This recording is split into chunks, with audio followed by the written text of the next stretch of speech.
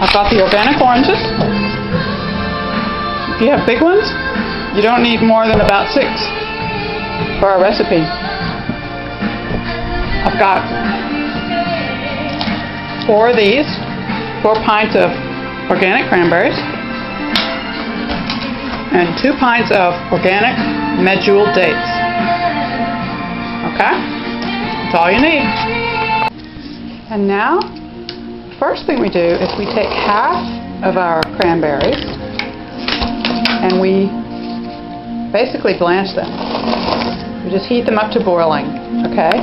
Because this is mostly a raw dish, but half of our cranberries are going to be raw to give that relish, and then the other half are going to be barely cooked, just heated to boiling. And that gives that familiarity of wonderful Thanksgiving cooked cranberries. Ooh, these are good. None of these are bad. This is fantastic. I don't even have to go through these. They're so fresh. Just have to wash them.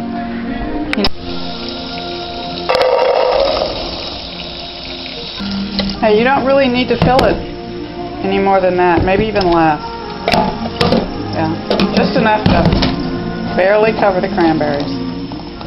Enough water right there. Don't ever waste any cranberries that are fresh because they gave their lives for you. Bitter, but good. There we go. Carefully, do this.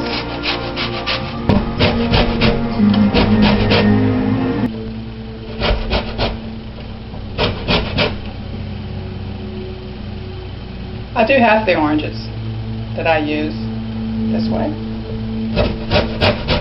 Just powder and yummy, yummy, yummy.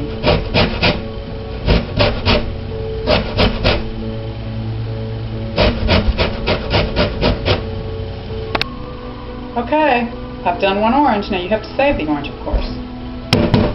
And that's what you get from 1 orange. So I'm going to do 3 of these 6 oranges, and that should be enough for this recipe. So now I'm going to do the other 2. Always wash it first. I sprayed the camera with water. Okay, now I'm sort of stirring the cranberries because I want to make sure they're heated all the way through and that all of these cranberries get brought to boiling temperature. But almost done.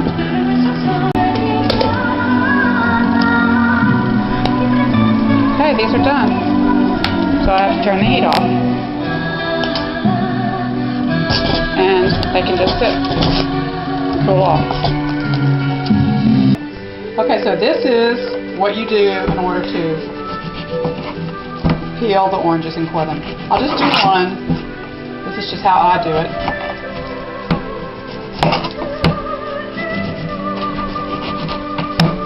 I try not to waste whatever. Just clean all of that off. It's good to get a little bit of white on there. It's really healthy, Tastes good. Okay, so there's our orange. And if you've got navel oranges, you aren't going to have very many seeds, if any. And you want to do them in quarters, but actually I do them in 8ths. So that is your orange. You set it aside in a bowl. Okay. Alrighty, now we're going to wash the dates. Kind of shake it around. Okay. How do you open it? Just with your fingernails, just break it open. There you go. And remove the seed. And be sure and throw the seed away from the dates. Don't accidentally throw the seed into the dates because then you'll forget. Like if you get absent-minded. One time I did that. I threw the date in there and I threw the seed there and then it got in the food processor and it ruined the recipe and it ruined the food process. So that date needs to be taken. That seed needs to be taken far away. Alright, so you're going to do that for both pints of dates.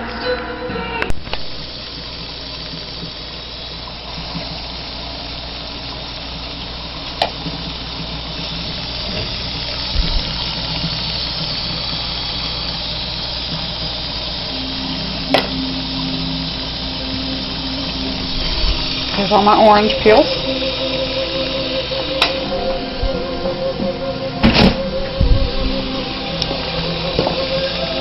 Goodbye, orange peels. Thank you for your wonderful aroma.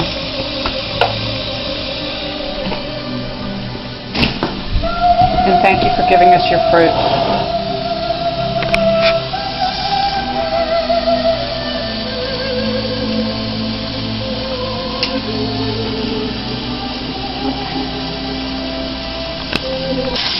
Now we are washing the raw cranberries.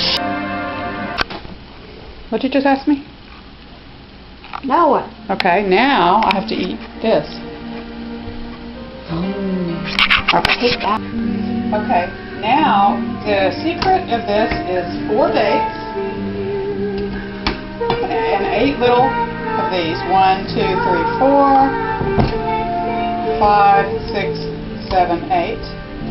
Okay, and then a handful, as much as you can hold in your hand, of cranberries. Well, actually, you have to have a bigger hand. Okay, so that is what you do.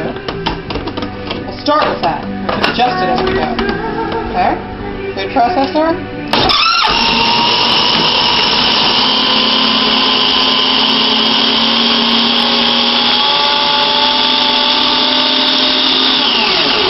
Now let's test it and see.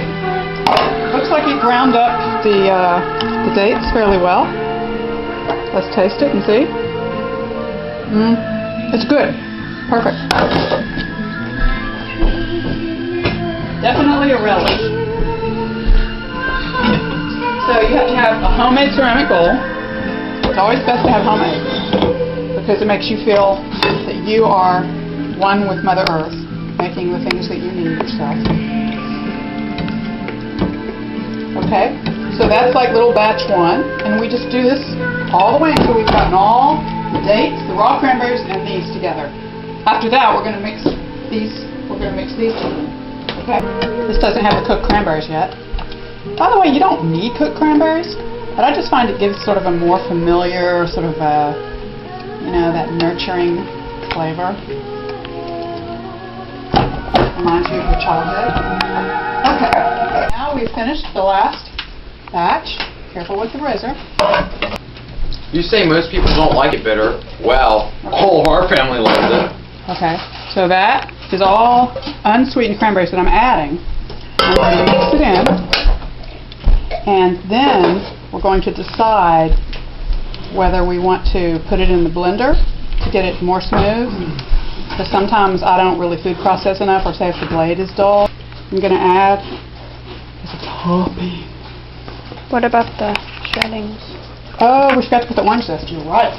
You are very right. So let's add 2 tablespoons of orange zest and mix it in, and then if it's not enough, we'll add this 3rd one. Okay?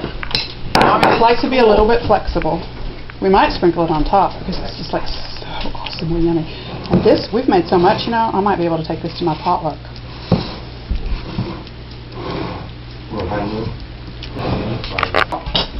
Okay, so my daughter has now tasted this, and she says that it's sweet enough, so I'm going to add the final little cranberries on top. Which one's going to be just for prettiness. Random. Okay, and we're going to have some whole cranberries in there just to give that wonderful texture.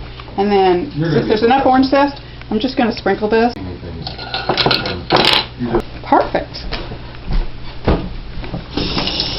Okay, you can turn it off. Okay, you can turn it off. Perfect. Okay, you can turn it off.